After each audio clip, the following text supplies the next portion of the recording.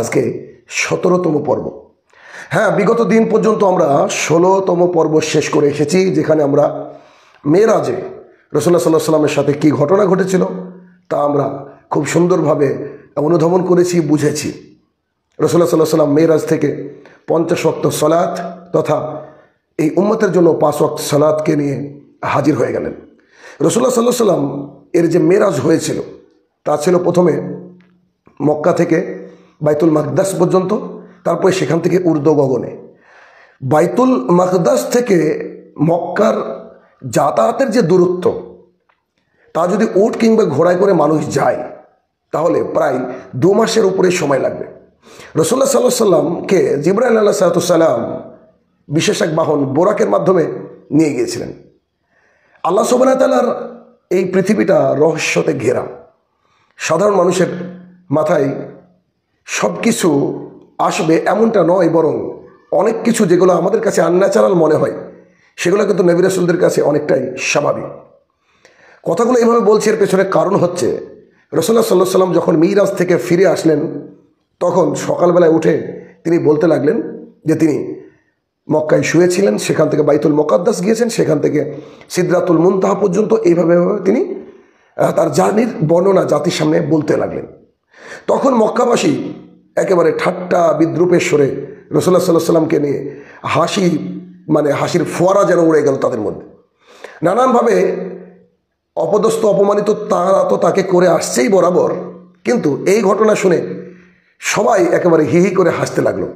কেননা আপনি আমি যদি এরকম বুঝি যে এখান থেকে কলকাতার দূরত্ব হচ্ছে 5 ঘন্টার রাস্তা, আর কেউ যদি বলে সে রাস্তা আমি অতিক্রম করেছি 5 মিনিটে, স্বাভাবিকভাবে কারোরই বিশ্বাস হবে না। কিন্তু এটা তো আম পাবলিকের কথা, নবী রাসূলদের কথা তো ভিন্ন, তাই না? রাসূলুল্লাহ সাল্লাল্লাহু আলাইহি ওয়াসাল্লাম যখন বললেন যে আমি মক্কা থেকে বাইতুল মুকাদ্দাস গেছি, সেখান থেকে সিদরাতুল মুনতাহা, কেউ বিশ্বাস করলো না। সবাই একেবারে ঠাট্টা বিদ্রুপ করতে শুরু করলো। সবাই একেবারে ধরে নিল যে তিনি একজন মানসিক ভারসাম্যহীন মানুষ। এইভাবে তারা প্রচার করতে লাগলো। যখন এটা নিয়ে এক হই হুল্লোড় হাসি তামাশার আয়োজন হলো মক্কা জুড়ে, ঠিক তখনই রাসূলুল্লাহ সাল্লাল্লাহু আলাইহি ওয়াসাল্লামের এই অবাস্তব ঘটনাকে নিয়ে বেশ কিছুজন চলে গেল আবু বকর রাদিয়াল্লাহু তাআলা আনহুর কাছে। সবাই আশা করলো যে আবু বকর তো শিক্ষিত, বুদ্ধিমান, বিচক্ষণ মানুষ, তিনি নিশ্চয়ই এটা বিশ্বাস করবেন না যে 2 মাসের রাস্তা একটা মানুষ এক রাত্রে গিয়ে আবার ভোরবেলায় ফিরে আসতে পারে। এটাও কেমন কথা। তারা এক বুক আশা নিয়ে চলে গেলেন আবু বকর রাদিয়াল্লাহু তাআলা আনহুর কাছে। গিয়ে বললেন যে শুনেছ তোমার বন্ধু কি বলে? আবু বকর রাদিয়াল্লাহু তাআলা আনহু বলেন, কি বলে? তো বলছে যে তিনি নাকি এখান থেকে বাইতুল মুকাদ্দাস গিয়েছেন। হাস্যকর কথা, যেটা আমাদের 2-3 মাস সময় লাগে তিনি এক রাতে গিয়েছেন, ওখান থেকে ঊর্ধ্ব গগনে গিয়েছেন, তারপরে নাকি তিনি রাতের মধ্যে ফিরে এসেছেন। আবু বকর তুমি কি বিশ্বাস করো এই কথা? আবু বকর রাদিয়াল্লাহু তাআলা আনহু বললেন, জি, উনি যদি এই কথাগুলো বলে থাকেন আমি সেই কথার উপরে বিশ্বাস স্থাপন করছি, আমি নিশ্চিত বিশ্বাস করি।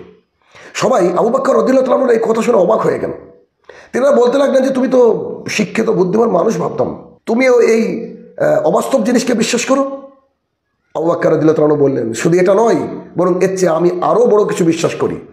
আমি সকাল এবং সন্ধ্যায় রাসূলুল্লাহ সাল্লাল্লাহু আলাইহি ওয়াসাল্লামের কাছে যাই, আল্লাহ তাআলার তরফ থেকে যে ওহী নাজিল হয় তা আমার চোখের সামনে হয়, আমি দেখেছি। অতএব তোমরা কি বলতে চাইছো? তিনি যখন বলেছেন তিনি বাইতুল মুকাদ্দাস গিয়েছেন এক রাতের মধ্যে এবং সেখান থেকে সিদরাতুল মুনতাহা গিয়ে তিনি আবারও ফিরে এসেছেন মক্কায়, আমি এটাকে বিশ্বাস করি সর্বান্তঃকরণে। যারা গিয়েছিলেন তারা অবাক হয়ে গেলেন যে এটা কেমন কথা, অবাস্তব কথা আবু বকর বিশ্বাস করে। হয়তো ধর্মীয় গোড়ামির কারণে হয়তো অন্ধত্বের মধ্যে এরা নিমজ্জিত হয়ে গেছে। তিনারা ভাবলেন কি করা যায় এটা নিয়ে। তাই মক্কার কুরাইশরা রাসূলুল্লাহ সাল্লাল্লাহু আলাইহি ওয়াসাল্লামকে কাবার মধ্যে বললেন যে শোনো, তুমি যদি এখান থেকে কত দূর যেয়েই থাকো এক রাতের মধ্যে, তোমাকে কিছু প্রশ্ন করবো।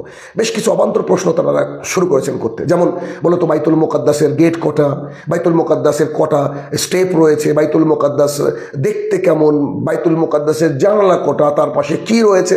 নানানভাবে বিভ্রান্তিকর প্রশ্ন রাসূলুল্লাহ সাল্লাল্লাহু আলাইহি ওয়াসাল্লামকে করতে শুরু করলেন। তিনি বিভ্রান্তির মধ্যে পড়ে গেলেন যে তিনি গিয়েছেন আল্লাহ সুবহানাহু ওয়া তাআলার ডাকে, তিনি তো আর এইভাবে দরজা জানালা গুনতে যাননি, তিনি উত্তর কিভাবে দেবেন? আলহামদুলিল্লাহ সুম্মা আলহামদুলিল্লাহ, আল্লাহ সুবহানাহু ওয়া তাআলা রাসূলুল্লাহ সাল্লাল্লাহু আলাইহি ওয়াসাল্লামকে পুরো বাইতুল মুকাদ্দাস তার চোখের সামনে মেলে ধরলেন এবং বললেন, হে মুহাম্মদ সাল্লাল্লাহু আলাইহি ওয়াসাল্লাম, হে আমার প্রিয় রাসূল সাল্লাল্লাহু আলাইহি ওয়াসাল্লাম, তুমি এগুলোকে দেখো, গোনো আর তাদের উত্তর দিয়ে দাও। রাসূলুল্লাহ সাল্লাল্লাহু আলাইহি ওয়াসাল্লামকে যা প্রশ্ন করা হয়েছিল আল্লাহ সুবহানাহু ওয়া তাআলা পুরো দৃশ্যপট তার চোখের সামনে রেখে দিয়েছিলেন। তিনি সব কিছু দেখে দেখে উত্তর দিচ্ছিলেন। আল্লাহু আকবার। এটা হচ্ছেন আমাদের প্রিয় নবী সাল্লাল্লাহু আলাইহি ওয়াসাল্লাম। আর এই দিন থেকেই আবু বকর রাদিয়াল্লাহু তাআলা আনহুকে সিদ্দিক বলে ডাকা হয়, মহা সত্যবাদী। এই ঘটনার পর নবুয়তের 11 বর্ষ যখন হজের মরশুম আসলো, তখন ইয়াসরিব তথা মদিনা মুনাওয়ারা থেকে 6 জন মানুষ আসলেন, রাসূলুল্লাহ সাল্লাল্লাহু আলাইহি ওয়াসাল্লামের হাতে বাইয়াত গ্রহণ করলেন। তিনারা বাইয়াত গ্রহণ করার পরে চলে গেলেন আবার মদিনায় যাওয়ার পর পরের বছর আবার যখন তারা হজ করতে আসলেন, তখন সেখানে গিয়ে রাসূলুল্লাহ সাল্লাল্লাহু আলাইহি ওয়াসাল্লামের হাতে আরও 12 জন মানুষ মদিনার মানুষ বাইয়াত গ্রহণ করলেন। ওবাদা ইবনে সাবিত রাদিয়াল্লাহু তাআলা আনহু বলেন, রাসূলুল্লাহ সাল্লাল্লাহু আলাইহি ওয়াসাল্লামের হাতে তারা এই মর্মে বায়াত গ্রহণ করেছিলেন যে তারা আল্লাহ সুবহানাহু ওয়া তাআলার সাথে কাউকে শরীক করবে না, চুরি করবে না, জেনা করবে না, কারোর সন্তানকে হত্যা করবে না, কারোর প্রতি অপবাদ দিবে না এবং ন্যায়সঙ্গত বিষয়ে কেউ অবাধ্য হবে না। এভাবে ধীরে ধীরে যখন লোকজন রাসূলুল্লাহ সাল্লাল্লাহু আলাইহি ওয়াসাল্লাম এর দলে ভারী হতে লাগলো, বাড়তে লাগলো, ঠিক তখনই রাসূলুল্লাহ সাল্লাল্লাহু আলাইহি ওয়াসাল্লাম সিদ্ধান্ত নিলেন যে এখন মদিনার বুকে একজন শিক্ষক পাঠানোর দরকার। তাই মদিনার বুকে যিনি প্রথম শিক্ষক হিসেবে নিযুক্ত হলেন তিনি হচ্ছেন মুসআব ইবনে উমাইর রাদিয়াল্লাহু তাআলা আনহু। রাসূলুল্লাহ সাল্লাল্লাহু আলাইহি ওয়াসাল্লাম মুসআব ইবনে উমাইর রাদিয়াল্লাহু তাআলা আনহুকে পাঠিয়ে দিলেন মদিনার বুকে। তিনি সেখানে গিয়ে এই 12 জন ব্যক্তিকে দ্বীন ইসলাম শেখাতে লাগলেন এবং দ্বীন ইসলামকে প্রচার প্রসার করতে লাগলেন। মাত্র সামান্য কিছুদিনের মধ্যেই সেখান থেকে প্রায় 75 জন মানুষ মুসআব ইবনে উমাইর রাদিয়াল্লাহু তাআলা আনহুর কথায় মোহিত হয়ে ইসলাম গ্রহণ করলেন। তাদের মধ্যে 73 জন ছিল পুরুষ, 2 জন ছিল নারী। যখন এইভাবে রাসূলুল্লাহ সাল্লাল্লাহু আলাইহি ওয়াসাল্লামের সাহাবীর সংখ্যা চারিদিকে বাড়তে শুরু করলো, ঠিক তখনই মক্কার মুশরিকরা একেবারে মরিয়া হয়ে উঠল। তাদের টার্গেট ছিল যে কি করে এই ইসলামের বাড়ন্ত গাছটাকে এক কোপে শেষ করে দেওয়া যায়। তাই তিনারা সিদ্ধান্ত নিলেন যে রাসূলুল্লাহ সাল্লাল্লাহু আলাইহি ওয়াসাল্লামকে হত্যা করবেন। ঠিক এমত অবস্থায় আল্লাহ সুবহানাহু ওয়া তাআলা রাসূলুল্লাহ সাল্লাল্লাহু আলাইহি ওয়াসাল্লামকে নির্দেশ দিলেন, তুমি যাও মদিনার অভিমুখে, অর্থাৎ তোমাকে হিজরত করতে হবে। আবু বকর রাদিয়াল্লাহু তাআলা আনহুর বাড়িতে গিয়ে তিনি এই সংবাদ দিয়ে আসলেন যে আমাদেরকে হিজরতের জন্য আল্লাহ তাআলা নির্দেশ দিয়েছে, তুমি আমার সঙ্গী হবে, অতএব তোমাকে নিয়ে আমি চলে যাব মক্কা থেকে মদিনায়। যখন হিজরতের নির্দেশ দেওয়া হলো তখন বহু সংখ্যক সাহাবায়ে কেরাম নিজের পরিবার, নিজের আত্মীয় স্বজন, জমি জমা, ঘর বাড়ি সব কিছুকে শুধুমাত্র আল্লাহ সুবহানাহু ওয়া তাআলার জন্য ত্যাগ করে তিনারা চলে গেলেন মক্কা থেকে মদিনার দিকে। রাসূলুল্লাহ সাল্লাল্লাহু আলাইহি ওয়াসাল্লাম চলে যাবেন এই কথা যখন মুশরিকদের মধ্যে ছড়িয়ে পড়ল, তিনারা একটা মিটিং করলেন। মিটিং করার পর কি করে আল্লাহ রাসূল সাল্লাল্লাহু আলাইহি ওয়াসাল্লামকে হত্যা করা যায় তার প্ল্যান পরিকল্পনা আঁকতে লাগলেন। একদিন রাত্রিবেলায় রাসূলুল্লাহ সাল্লাল্লাহু আলাইহি ওয়াসাল্লামকে হত্যা করার জন্য পাপিষ্ঠ 11 জন মানুষকে তারা সিলেকশন করলো। রাসূলুল্লাহ সাল্লাল্লাহু আলাইহি ওয়াসাল্লামকে আল্লাহ সুবহানাহু ওয়া তাআলা বাঁচাবেন, তাই আল্লাহ সুবহানাহু ওয়া তাআলা তার মাথায় একটা প্ল্যান দিয়ে দিলেন। রাসূলুল্লাহ সাল্লাল্লাহু আলাইহি ওয়াসাল্লাম যে বিছানায় ঘুমাতেন সেখানে আলী রাদিয়াল্লাহু তাআলা আনহুকে শুইয়ে দিলেন এবং সেই রাতের অন্ধকারে রাসূল সাল্লাল্লাহু আলাইহি ওয়াসাল্লাম এর বাড়ি যারা ঘিরে নিয়েছিল সেই 11 জন পাপিষ্ঠ তাদের সামনে দিয়ে তাদের দল ভেদ করে বেরিয়ে এসে কঙ্করযুক্ত কিছু বালি রাসূল সাল্লাল্লাহু আলাইহি ওয়াসাল্লাম উঠালেন এবং তাদের চোখের দিকে ছুঁড়ে মারলেন।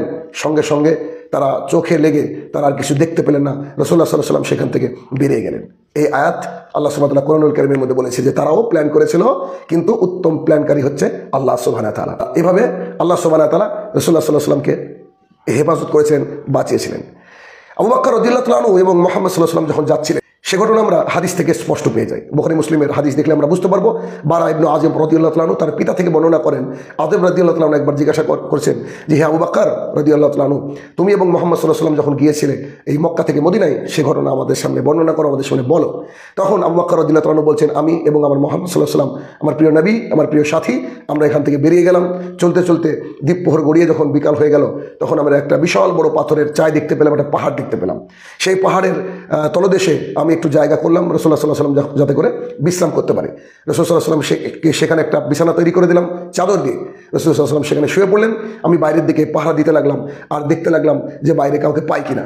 আমি একটা রাখালকে পেলাম, তাকে ডাক দিয়ে বললাম যে তোমার এই ছাগলের পালের মধ্যে কি কোনো দুধ দেওয়া এমন কোনো বকরি রয়েছে? তিনি বলেন হ্যাঁ। আবু বকর রাদিয়াল্লাহু আনহু বললেন যে তুমি কি একটু দুধ দহন করে আমাকে দেবে? তখন বললেন জি। আবু বকর রাদিয়াল্লাহু আনহুর হাতে একটা লোটা ছিলেন, যেটা রাসূলুল্লাহ সাল্লাল্লাহু আলাইহি ওয়াসাল্লামের পানি খাওয়া এবং ওযু করার জন্য আবু বকর রাদিয়াল্লাহু আনহু নিজে হাতে বহন করেছিলেন। আবু বকর রাদিয়াল্লাহু আনহু সেই রাখালকে দিলেন, হাতটাকে ঝেড়ে নিতে বললেন। সুন্দর একেবারে দুধ নিয়ে এসে দেখলেন রাসূল সাল্লাল্লাহু আলাইহি ওয়াসাল্লাম তখনও ঘুমাচ্ছেন। তিনি তাকে জাগাতে পছন্দ করলেন না। কিছুক্ষণ অপেক্ষা করার পরে রাসূলুল্লাহ সাল্লাল্লাহু আলাইহি ওয়াসাল্লামের ঘুমটা ভেঙে গেল, তিনি উঠে বসলেন। আবু বকর রাদিয়াল্লাহু আনহু বলছেন আমি তাতে করে একটু পানি মিশিয়ে দিলাম, পানিটা একেবারে দুধের তলদেশে চলে গেল, দুধটা একেবারে ঠান্ডা হয়ে গেল। আমি রাসূলুল্লাহ সাল্লাল্লাহু আলাইহি ওয়াসাল্লামকে দুধটাকে দিলাম, তিনি পান করলেন তৃপ্তি সহকারে, আমার যেন কলিজা ঠান্ডা হতে লাগলো। সুবহানাল্লাহ বিহামদি। এই জন্য বলি আবু বকর রাদিয়াল্লাহু আনহুর এই যে চরিত্র, আপনি আমি যতই তার চরিত্র পড়ি না কেন, মানে অনুমান করতে পারবো না যে তিনি কতটা রাসূলুল্লাহ সাল্লাল্লাহু আলাইহি ওয়াসাল্লামকে ভালোবাসতেন। আল্লাহু আকবার। আল্লাহ সুবহানাহু ওয়া তাআলা সবাইকে ভালো রাখুক, আমিন। আবু বকর রাদিয়াল্লাহু আনহু বলছেন তারপরে আমরা এইভাবে চলতে শুরু করলাম। এরপর যখন সূর্য ঢলে পড়লো, আমি আর মুহাম্মদ সাল্লাল্লাহু আলাইহি ওয়াসাল্লাম রওনা দিলাম। হঠাৎ করে খেয়াল করে দেখলাম যে পথিমধ্যে সুরাকা ইবনে মালিক আমাকে এবং আল্লাহ রসুলকে ফলো করছেন। তখন আমি আল্লাহ রসুল সাল্লাল্লাহু আলাইহি ওয়াসাল্লামকে বললাম, আল্লাহ রসুল সাল্লাল্লাহু আলাইহি ওয়াসাল্লাম, এই যে সুরাকা ইবনে মালিক উনি কিন্তু আমাদেরকে ফলো করছেন।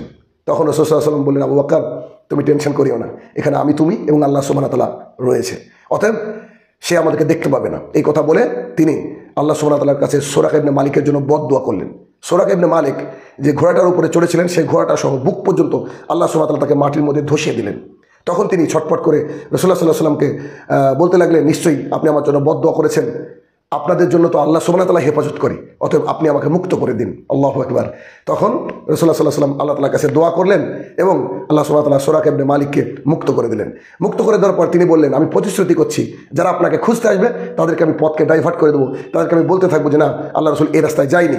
ঠিক তেমনই কাজ করলেন সুরাকা ইবনে মালিক। এরপরে রাসূলুল্লাহ সাল্লাল্লাহু আলাইহি ওয়াসাল্লাম ধীরে ধীরে মদিনায় পৌঁছাবেন। ততক্ষণ পর্যন্ত অপেক্ষা করুন।